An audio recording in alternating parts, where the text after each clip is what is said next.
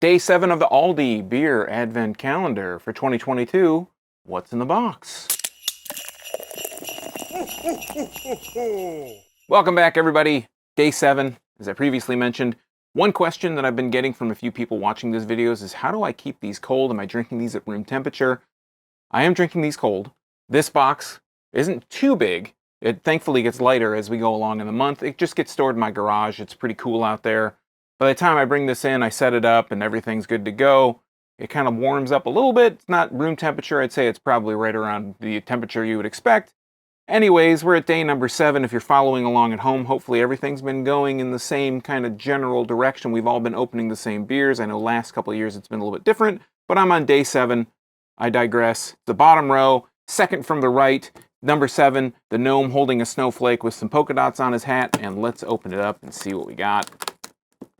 Hopefully you've been appreciating the different angle where I can show you what the can actually looks like. And like I said before, I've been enjoying these kind of cans a little bit more than the previous ones.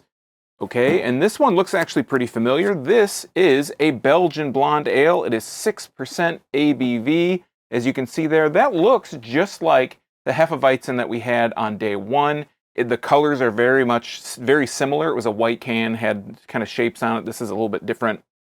As we can see, the best buy date on here is July 16th, 2023. This is by State of Brewing, brewed and canned in Waunakee, Wisconsin.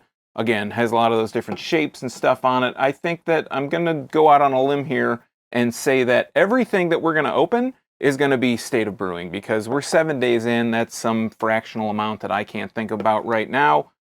We haven't seen anything that's not State of Brewing. Again, State of Brewing is Octopi Brewing in Waunakee, Wisconsin. They are also responsible for brewing for Untitled Art. They are a contract brewery. I cracked this. There was like no pop. It was very minimal. Getting those clean kind of aromas. A little bit of a sweetness, maybe a little bit of a corny kind of aroma that comes out. It's a blonde ale. It's probably going to be really inoffensive. I'm not going to expect too much out of this. Coming out, obviously, very blonde, very clear out of the glass. Let's go ahead and tip it up and get some of that head churning around in there. And I'm expecting this to be fairly clear. I'll put the can right there, as you can see. Let me know if you like that I'm doing this angle thing where I'm showing you the can for a little bit more of an extended amount of time. Let's hold this up. It actually is, maybe it's just from the coldness, it is kind of hazy. You can just barely see my fingers through it. It's not leaving any condensation on the glass. But let's put head. I only got about a half a finger ahead. It's very white. Put a nose on it. Yeah, getting kind of a bit of a... Blondes are like really subtle ales. They're almost like, you could almost think of them as being a transition from a lager to an ale. They're very clean, very crisp. Let's put a tongue on it. Whatever. Let's taste this. Strike that. Maybe I'll edit that. I don't know. Let's try it out. Cheers.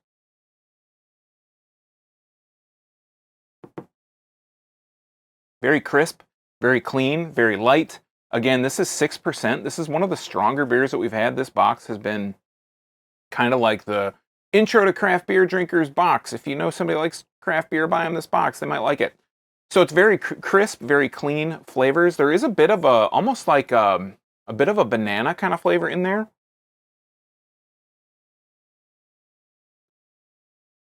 Almost kind of a little bit of a sweetness in there. It almost reminds me a little bit more of a Hefeweizen than the Hefeweizen did. Remind me of a Hefeweizen.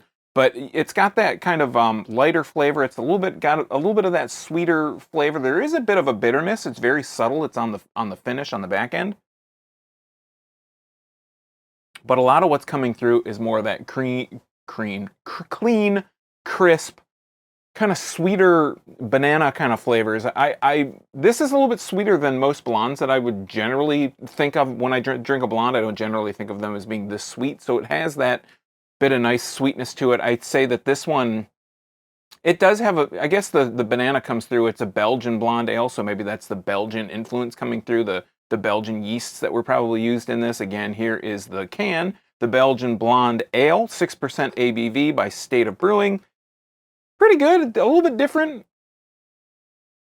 Maybe I'm expecting it to be more of a blonde ale than anything else, but You know, this one's actually pretty quality. I'm not blown away, but this is probably one of the better ones so far. I think just to my taste, a little bit being a little bit of that sweeter kind of note. I like my beers to like traditional beers to be a little bit on the sweeter side, and this is like just kind of towing that line. So again, this has been day 7. Come back tomorrow for day 8. That'll be some other fractional amount of days through the month, and I'm sure I'll bring it up on tomorrow's video. So I hope to see you then. We'll see you on day 8 tomorrow. So until next time, I'm Sean from Draft Therapy. Thanks for stopping by. Remember, drink craft beer, support your local breweries. These guys are State of Brewing in Wanakee, Wisconsin. Until next time, don't forget to treat yourself to a little draft therapy. We'll see you tomorrow for day 8. Cheers.